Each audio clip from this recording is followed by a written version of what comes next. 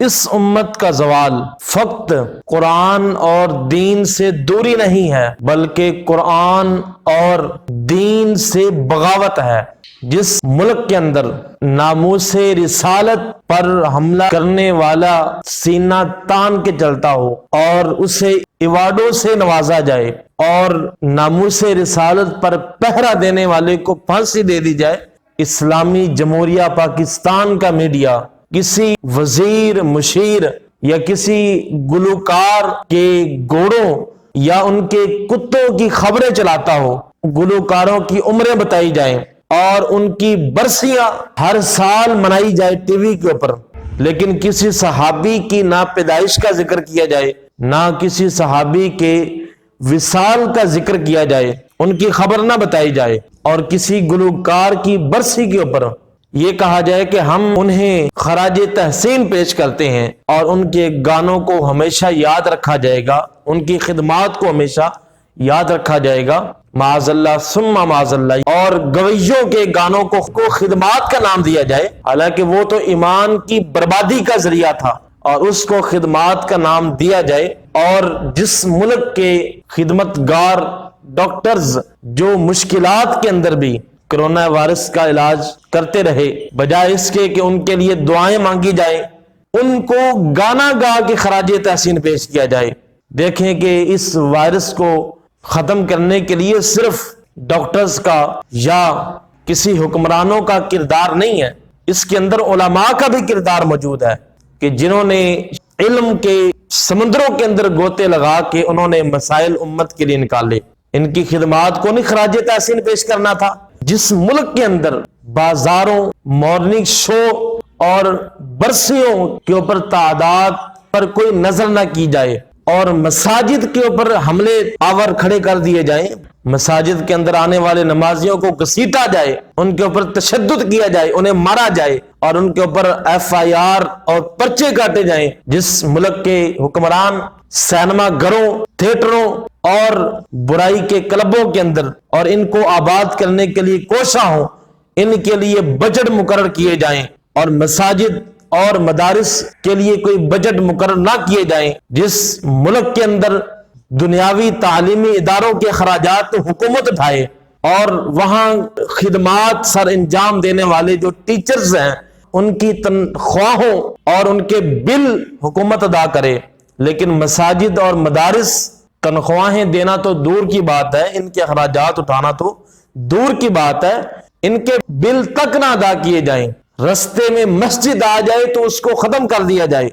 اگر کوئی قلعہ آ جائے تو سڑک کا رخ موڑ دیا جائے۔ پرانے قلعوں کو آباد رکھنے کے لیے اور ان کو صحیح سلامت رکھنے کے لیے بجٹ نکالا جائے اور مسجدوں اور مدرسوں کو ٹی ویوں کے بل بھیجے جائیں اور فلموں ڈراموں کے بھی ٹیکس وہ بھی بھیج دیے جائیں۔ جب باری آئے ہندوؤں کے مندر تعمیر کرنے کی، عیسائیوں کے چرچ تعمیر کرنے کی، پھر حکومت سرکاری فنڈ کے اندر سے پیسے نکال کے دے، اور جب مساجد کو تعمیر کرنے کی باری آئے پھر آگے سے ہنس کے دکھا دیا جائے۔ اور مندروں کا تعمیر کرنا، چرچوں کا تعمیر کرنا فقط اس لیے تھا کہ یہود و نصارہ خوش ہو جائیں، لیکن اس کا فیصلہ تو رب قرآن کے اندر فرما چکا ہے، وَلَن تَرْضَىٰ عَنْكَ الْيَهُودُ وَلَا النَّصَارَىٰ۔ اللہ فرماتا ہے کہ یاد رکھنا یہود و نصارہ تم سے کبھی بھی خوش نہیں ہو سکتے کہ اگرچہ تم ان کے چرچ تعمیر کرتے رہو، تم ان کی عبادت گاہیں تعمیر کرتے رہو، تم ان کے مندر تعمیر کرتے رہو،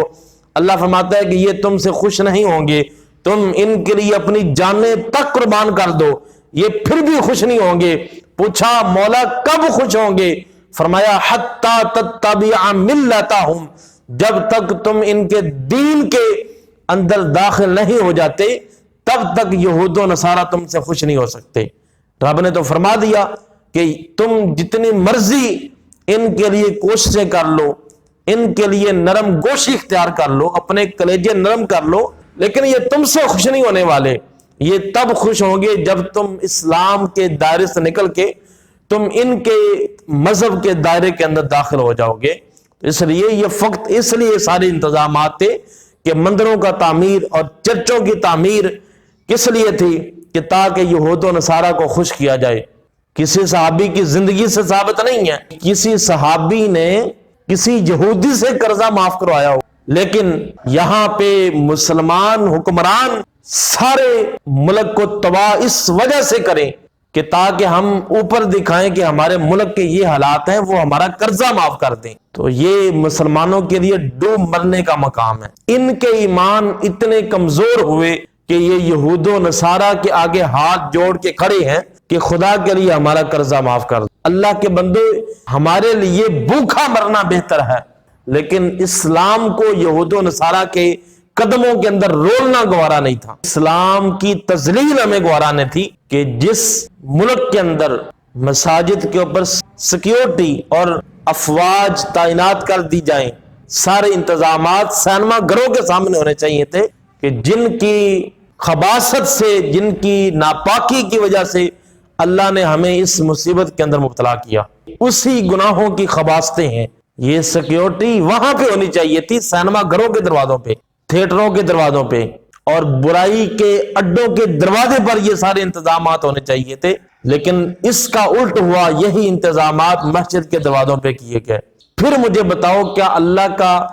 قہر نازل نہیں ہوگا تو کیا اللہ کی رحمت نازل ہوگی؟ یہ ہمارے اسلامی جمہوریہ پاکستان کے حکمرانوں کا حال ہے۔ اور اگر ہم تھوڑی سی نظر ملک کی عوام کے اوپر دوڑاتے ہیں تو ہمارا اپنا یہ حال ہے کہ جس نبی کی امت ایک ڈاکٹر کے کہنے کے اوپر ماسک پہن لے، اپنے نبی کے حکم کے اوپر برقع نہ پہنے، وہاں پہ پھر اللہ کی رحمتیں نازل ہوں گی۔ ڈاکٹر کے کہنے کے اوپر حلال چیزیں چھوڑ دے اور نبی کے کہنے کے اوپر حرام چیزیں نہ چھوڑے، تو دوستو بتاؤ مجھے، وہاں پہ اللہ کی رحمت نازل ہو یا اللہ کا غضب نازل ہوگا؟ جہاں پہ وزراء اور امیر غریبوں کا حق تو کھا رہے ہوں، لیکن غریب بھی غریب کا حق کھانا شروع کر دے، پھر وہاں پہ اللہ کا قہر نازل نہیں ہوگا تو پھر کیا ہوگا؟ جہاں پہ ایک مسلمان اپنے ہمسائے کو کھانا نہ پوچھے، بھوکا ہے، پیاسا ہے، قرض دار ہے، مشکل کے اندر ہے، اس کا حال نہ پوچھا جائے، اس سے کھانا نہ پوچھا جائے،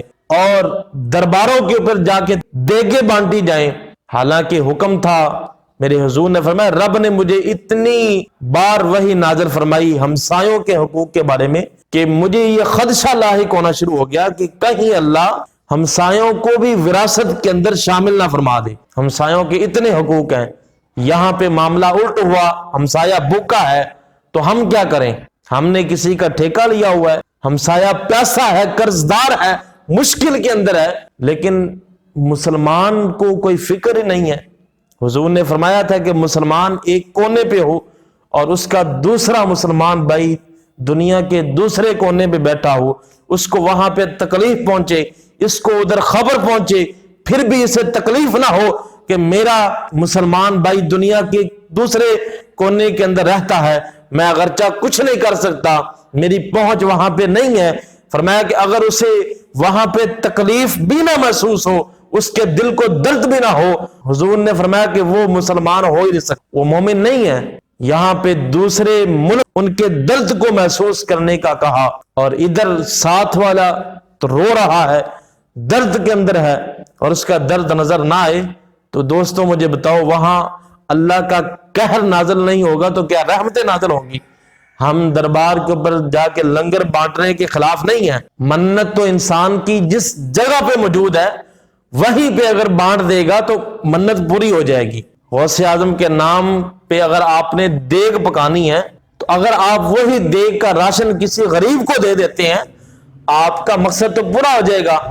آپ کو ثواب پھر بھی اتنا ہی ملے گا بلکہ اس سے بھی زیادہ مل جائے گا۔ تو اس لیے آج ہم نے فیصلہ کرنا ہے کہ غلطی حکمرانوں کی نہیں ہے، یہ ہمارے ہی اعمال تھے کہ رب نے یہ پہلے فرما دیا تھا کہ جس طرح کی عوام ہوگی میں ان کو ویسے ہی حکمران عطا کروں گا، یہ ہمارے ہی چنے ہوئے ہیں، ہم اب کس سے جا کے گلہ کریں؟ ہم نے اپنی موت آپ چنی، ہم نے اپنی بربادی آپ چنی، اب گلہ کس سے کرنا؟ اب اللہ سے صرف معافی مانگے، صرف اللہ کی بارگاہ کے اندر رجوع کریں۔ صاحب اقتدار اور صاحب اختیار لوگوں سے بھی یہ گزارش ہے کہ ان غرباء کی آہوں کو عام نہ سمجھنا۔ لوگ جو بد دعائیں دے رہے ہیں اور جو غرباء غریب بھوکے مر رہے ہیں، ان کی آہوں کو عام نہ سمجھنا۔ سلطان باہو رحمت اللہ علیہ فرماتے ہیں ਦਰਦਮੰਦਾਂ ਦੀਆਂ ਆਹੀ ਕੋਲੋਂ ਪਹਾੜ ਪੱਥਰ ਦੇ ਜੜਦੇ ਹੋ, ਦਰਦਮੰਦਾਂ ਦੀਆਂ ਆਹੀ ਕੋਲੋਂ ਬੱਜ ਨਾਗ ਜ਼ਮੀਨ ਵਿੱਚ ਵੜਦੇ ਹੋ, ਦਰਦਮੰਦਾਂ ਦੀਆਂ ਆਹੀ ਕੋਲੋਂ ਅਸਮਾਨੋਂ ਤਾਰੇ ਜੜਦੇ ਹੋ,